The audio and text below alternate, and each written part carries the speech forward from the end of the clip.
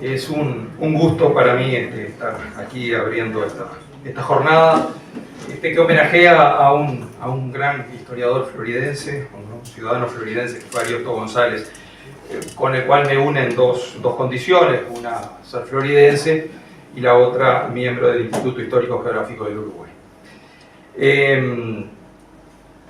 Ariosto Domingo González Murriondo nació el 5 de agosto de 1901 en Castro, departamento de Florida. Fue un intelectual, escritor, periodista, profesor, codificador y tratadista de derecho aduanero. Se casó en 1926 con María Alice Cuñarro Lázaro. Fue cónsul del Uruguay en Río de Janeiro desde febrero de 1927 a abril de 1928, pasando desde esa fecha a ocupar un cargo en la Dirección Nacional de Aduanas, siendo jefe de la División de Receptorías e Inspector General de Fronteras. Fue redactor de diversos instrumentos jurídicos a nivel fiscal y aduanero, así como participante como experto en muchos foros latinoamericanos en materia de hacienda, comercio y empleo, y como negociador de acuerdos y tratados en la disciplina con muchos países de Europa y Norteamérica. Director del Departamento Económico Financiero del Ministerio de Relaciones Exteriores de 1944 a 1967, ministro plenipotenciario ante Venezuela en 1958 y embajador en Paraguay desde 1967 a 1971. Eso en cuanto a su actividad profesional, digamos. Ahora, en cuanto a su vida de escritor, desde la aparición del Imparcial de Montevideo en 1924 hasta que se hizo cargo de las tareas consulares, ocupó un cargo de redactor en ese diario, empleándose preferentemente en el estudio de temas de derecho constitucional, política, economía e historia. Su actuación se caracterizó por su encendida prédica contra el régimen colegiado, manteniendo una polémica con el doctor Dumio Soterra. En abril del 33 volvió a ese diario hasta diciembre del mismo año como redactor jefe. Además de sus abundantes títulos, publicados en libros y otros folletos, en esos años fue colaborador en numerosas revistas en nuestro país, Argentina y Brasil. Entre ellos, ha sido colaborador del Suplemento Literario de la Nación de Buenos Aires. Dirigió además otras muchas publicaciones culturales. Fue un firme partidario del Partido Nacional y en los años 40 la obra de González estuvo relacionada con el tema nacionalista, donde la independencia tuvo mucha influencia. El 14 de septiembre de 1939 ingresó como miembro de número en el Instituto Histórico Geográfico del Uruguay. Fue vicepresidente y luego presidente por varios periodos a partir de 1949. Publicó diversos trabajos y artículos sobre historia en la revista de esta academia. El 7 de agosto de 1953 ingresó en la Academia Nacional de Letras, la que también presidió en varios periodos desde 1960. Fue fundador de la Academia Nacional de Economía y miembro en muchas asociaciones de diverso tipo, comisiones y tribunales.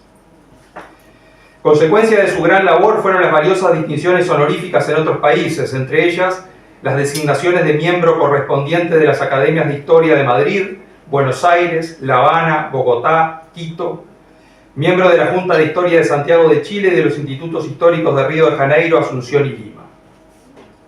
Ariosto González muere en Montevideo el 15 de noviembre de 1972. Figura de muy destacados relieves en nuestro ambiente cultural, cuya obra, tanto en materia literaria e histórica como su acción internacional en el carácter de experto en materia económica, ha cobrado especial significación, que justificaría, sin duda, mayores y más calurosos elogios que los que podemos tributar en estos pocos minutos a una personalidad floridense descollante, tanto dentro como fuera del ámbito nacional. Hasta aquí lo que yo puedo decir de Ariosto González, y me alegro que hoy también haya familiares directos aquí que han venido a compartir con nosotros esta jornada. Pero yo quisiera, para terminar, que escuchemos al propio Ariosto González, cómo se nos presenta él y cómo nos saluda también para este encuentro. Y para eso, nada mejor que evocar un discurso que él realizó cuando, siendo presidente del Instituto Histórico Geográfico del Uruguay, fue invitado con el motivo de la celebración del centenario del departamento de Florida a dar una conferencia en el Instituto Normal, bajo la dirección de Clelia Vitale de Mendoza. Ariosto Fernández llegaba a hablar por primera vez en esta ciudad que, como él expresa, estaba tan poblada de profundas resonancias emotivas. Escuchemos cómo él se presentaba en esa ocasión y cómo se presenta también hoy ante nosotros. Llegué aquí hace varias décadas, niño campesino, descendiente de vecinos viejos de la región, traído de la mano de mi padre.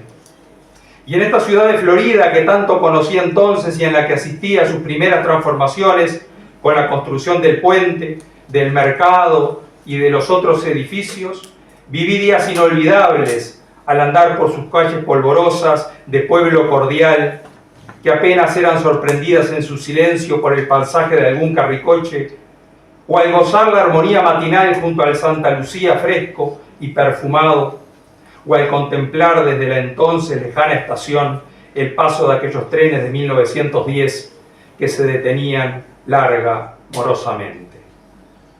En esta ciudad de Florida fui 2 años a la escuela primaria número 18, cerca del Molino Consentino, como la localizábamos entonces, o en las calles Atanasio Sierra y Juan y Cardoso, como diríamos ahora. Había comenzado a dirigir esa escuela María Dauria. Más tarde estuve en el colegio de Moreira. Después, como aquellos estudiantes del Buscón que iban a Salamanca, yo partí, o más exactamente, mi buen padre me llevó a Montevideo. Y tantas veces desde aquel día, al divisar a Florida, he sentido surgir con una sensación de nostalgia algunos de los recuerdos que vengo a evocar en esta indiscreta confidencia íntima. Se me han aparecido así, como se dibujan sobre el cielo azul y diáfano, las 2 torres esbeltas de la catedral. Y finalizo con unas palabras que vienen muy bien para este encuentro y que está muy bien que las escuchemos de su propia boca. No he de volver sobre los blasones con que Florida aparece en la historia nacional, contribuyendo a formar una patria libre con el pujante impulso de sus hijos. A las glorias de la primera patria se suman, para acrecentarlas, las de la Asamblea de 1825, que marcó una época en la legislación nacional, estableciendo principios avanzados que no los tiene mejores hoy ningún pueblo de la tierra.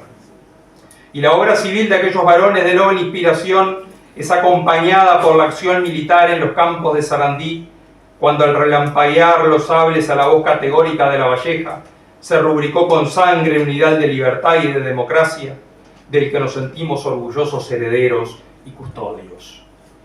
Florida conoce las clarinadas de gloria con que el pasado heroico hará vibrar su nombre hasta el más lejano porvenir. Florida sabe de ese aire sutil y fuerte de agosto, que pudo crear un orden jurídico para la paz, con el respeto de los derechos de la persona humana.